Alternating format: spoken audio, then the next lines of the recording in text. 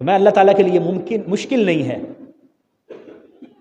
اللہ تعالیٰ کے لیے بالکل قطعاً مشکل نہیں ہے، بس اس کا امر کن ہوگا اور یہ کائنات پھر جس طرح اللہ چاہے گا ویسے ہو جائے گی۔ یہ ہمارے احوال آخرت میں دوبارہ زندہ کیے جانے کا وہ پہلا مرحلہ ہے جس کو اللہ تعالیٰ نے بیان فرمایا، اور کائنات کے جو باقی معاملات ہیں اس کا ذکر کیا گیا، کائنات کے باقی احوال کا ذکر کیا گیا ہے، آسمان و زمین کا ذکر کیا گیا۔ اور آپ دیکھیے کہ سورہ یعنی جو مکی سورہ مبارکہ ہیں، قرآن مجید کی مکی صورتیں جتنی بھی ہیں، ان سب کے اندر اللہ تعالیٰ نے احوال آخرت کو بیان کیا اور بہت زیادہ تفصیل کے ساتھ بیان کیا۔ اذا السماء انشقت وآذنت لربها وحقت، آسمان پھٹ جائے گا، آسمان ریزہ ریزہ ہو جائے گا، اور اس کا حق ہے کہ وہ اللہ کا حکم مانے، اور زمین بھی اسی طرح لپیٹ دی جائے گی۔ یعنی یہ قیامت کے سارے احوال ہیں جن کا ذکر کیا گیا ہے۔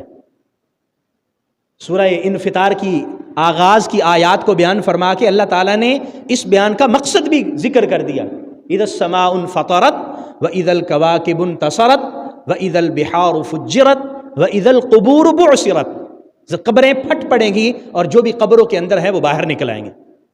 علمت نفس ما قدمت واخرت، ہر انسان، ہر نفس جان لے گا کہ اس نے کیا کیا ہے اور اللہ کی بارگاہ میں کیا اعمال بھیجے۔ ہر ایک شخص کو اپنے اعمال کا حساب و کتاب۔ اصل میں ہمارے عقیدہ آخرت کا یہ بنیادی مقصد ہے جو ہم پچھلے 3 جمعوں سے سمجھنے کی کوشش کر رہے ہیں، اور اگلے 1-2 جمعے تک بھی میں ان کو تفصیل سے انشاءاللہ عرض کروں گا۔ عقیدہ آخرت کو قرآن مجید نے اتنی تفصیل کے ساتھ بیان کیا ہے، اس کا مقصد کیا ہے؟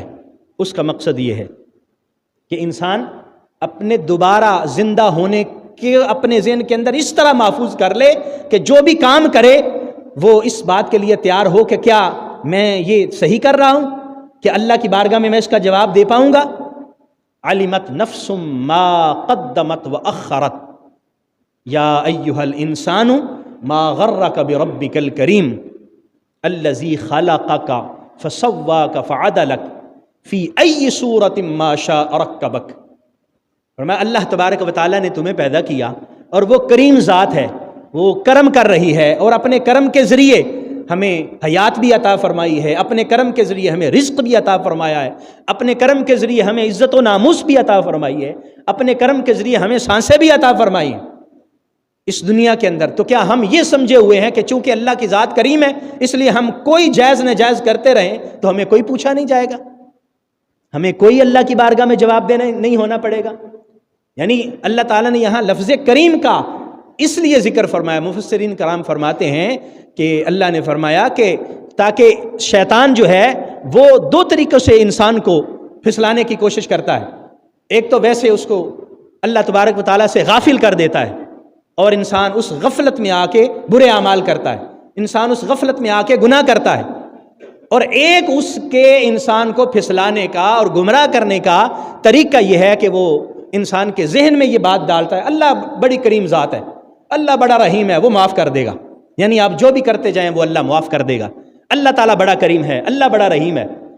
اللہ تعالیٰ کریم اور رحیم ہے، اس میں کوئی شک نہیں ہے، لیکن اس نے اپنا ایک نظام عدل بھی قائم کیا ہوا ہے، اور اس نے ارشاد فرمایا ہے لا تظلمون ولا تظلمون، نہ تم ظلم کرو نہ تم پر ظلم کیا جائے گا، تم ظلم کرو گے تو پھر ظلم ہوگا۔ ایسا نہیں ہے کہ آپ ظلم کرتے رہیں، آپ ناجائز کرتے رہیں اور آپ آخرت کا قطعاً خیال نہ رکھیں اور پھر آپ سمجھیں کہ اللہ تعالیٰ معاف کر دے گا اور ہمیں اللہ کی بارگاہ میں کوئی حساب و کتاب نہیں دینا۔ نہیں، یا ایھا الانسان ما غرک بربک الکریم، اس کریم ذات کے بارے میں کس چیز نے تمہیں دھوکے میں مبتلا کر دیا؟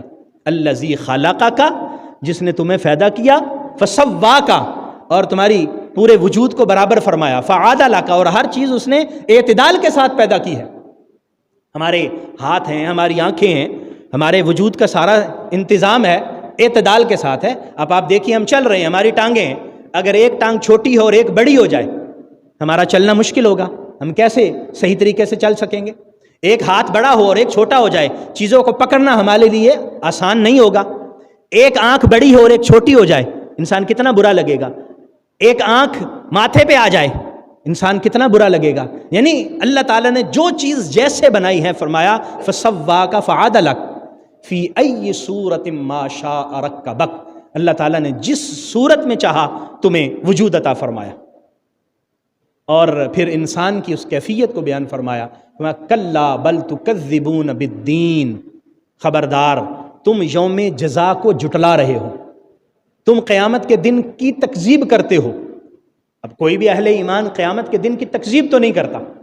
کوئی بھی یہ نہیں کہتا کہ مجھے نہیں مرنا، کوئی بھی یہ نہیں کہتا کہ مجھے میری زندگی ختم نہیں ہوگی، اور کوئی بھی یہ نہیں کہتا کہ میرے دوبارہ زندہ نہیں ہونا. تمام اہل ایمان اس بنیادی عقیدے کو سمجھتے ہیں. لیکن پھر قرآن مجید میں ایک آیت آ جاتی، 2 آیات آ جاتی، 3 آیات آ جاتی، اتنی تفصیل سے آپ وہ جو سورہ مکی سورہ ہے آپ ان کو پڑھتے جائیں نا، وہ آپ حیران ہوں گے کہ اللہ تعالیٰ نے اتنا زیادہ آخرت کا ذکر فرمایا ہے. اور وہ کیا ہے کہ ہم زبانی تو نہیں جھٹلاتے، سوچ میں بھی شاید نہیں جھٹلاتے، لیکن جب عمل کی باری آتی ہے تو ہم قیامت کا تصور اپنے ذہن سے محو کر دیتے ہیں. عمل کی باری آتی ہے تو ہمیں آخرت کا تصور بھول جاتا ہے. جب عمل کی باری آتی ہے تو ہمارے ذہن میں یہ بات کہیں نہا خانہ ذہن میں بھی یہ بات نہیں رہتی کہ ہم جو عمل کر رہے ہیں کیا اللہ کی بارگاہ میں دوبارہ زندہ کیے جانے کے بعد اس کا حساب کتاب دیا جا سکے گا.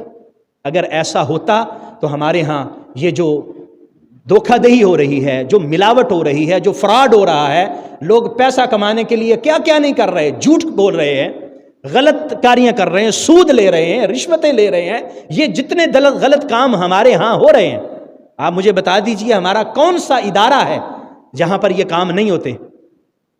کیا وہ غیر مسلم کرتے ہیں؟ کیا وہ کافر کرتے ہیں؟ وہ سارے کے سارے اپنے آپ کو مسلمان کہتے ہیں اور مسلمان ہیں. اگر ہم ان سے پوچھیں تو عقیدہ آخرت، بالکل ان کا عقیدہ آخرت ہوگا. اور کوئی بھی مسلمان نہیں کہتا کہ میں آخرت پر یقین نہیں رکھتا. نہیں، آخرت پر یقین نہ رکھے تو پھر ایمان ہی نہیں ہے. تو ایمان تو زبانی یعنی اقرار باللسان اور تصدیق قلبی کا نام ہے. تو تصدیق قلبی بھی ہمیں مل جاتی ہے، اقرار باللسان بھی ہم کر لیتے ہیں. جب عمل بالارکان کی باری آتی ہے جو تیسرا اہم مقصد ہے تو پھر ہم یہ بھول جاتے ہیں. اس لیے قرآن مجید میں آپ پڑھیں نا تو جگہ جگہ ہمیں ان الذین آمنوا وعملوا الصالحات، آمنوا وعملوا الصالحات، آمنوا وعملوا الصالحات، جگہ جگہ یہ ذکر ہے. یہ کہیں نہیں ہے کہ بس تم ایمان لے آؤ اور تم کامیاب ہو. عامل الصالحات کا پہلو جو ہے وہ ہم بالکل بھول چکے ہیں. اور یہ عقیدہ آخرت اس عامل الصالحات پر عمل پیرا ہونے میں ایک اہم ہمیں حیثیت دیتا ہے اور ایک اہم فیکٹر ہو سکتا ہے. اگر ہم اپنا عقیدہ آخرت مضبوط کر لیں، اللہ کی بارگاہ میں جواب دہی کا تصور مضبوط کر لیں، تو میں نہیں سمجھتا کہ ہمارے معاشرے کی یہ مصیبتیں ہوں گی جو ہمیں دیکھنا پڑ رہی ہیں.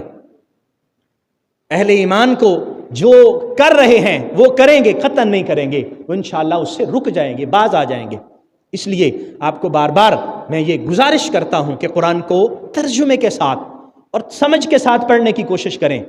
آپ جو صورتیں آپ نے یاد کی ہیں آپ ان کو دیکھیے.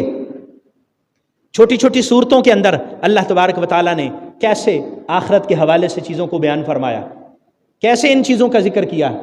اور 30واں پارہ آپ اگر پورا پڑھیں تو جگہ جگہ پر اللہ تبارک و تعالیٰ نے آخرت کے احوال کو بیان فرمایا ہے. تو دوستو ان احوال کا مقصد کیا ہے کہ ہم دلائل کے جتنے معاملات دیکھ لیں اور عقل کو سامنے رکھ کر جتنی چیزیں دیکھ لیں تو وہ اس بات کی طرف ہمیں لے جاتی ہیں اور اس بات کو سوچنے پر مجبور کر دیتی ہیں کہ بہرحال ہمیں مرنا بھی ہے اور قبر کی زندگی بھی. وہ قبر کی زندگی کے سارے احوال میں نے پچھلے جمعے آپ کی خدمت میں عرض کر دیے تھے. اور پھر آج جو میں نے آپ کی خدمت میں بات عرض کی ہے وہ دوبارہ زندہ کیے جانے پر والبعث بعد الموت کا جو بنیادی عقیدہ ہے. نبی رحمت صلی اللہ علیہ وسلم کا مبارک ارشاد ہے، حضور علیہ الصلاۃ والسلام نے فرمایا انا اول من تنشق عنہ الارض یوم القیامہ. قیامت جب قائم ہوگی تو زمینیں پھٹیں گی. جس طرح قرآن کی آیت میں نے آپ کے سامنے پڑھی، زمین پھٹے گی اور قبروں سے تمام مردوں کو نکالا جائے گا. نبی کریم صلی اللہ علیہ وسلم فرماتے ہیں کہ سب سے پہلے اپنی قبر انور سے میں باہر آؤں گا، پھر اس کے بعد حضرت ابوبکر صدیق، پھر اس کے بعد حضرت عمر فاروق، پھر اسی طرح جنت البقیع والے وہ اٹھیں گے، اور پھر اسی طرح جنت المعلا والے، اور اسی طرح نبی رحمت صلی اللہ علیہ وسلم کے ساتھ امت ملتی جائے گی۔ یہ تو کنفرم ہو گیا۔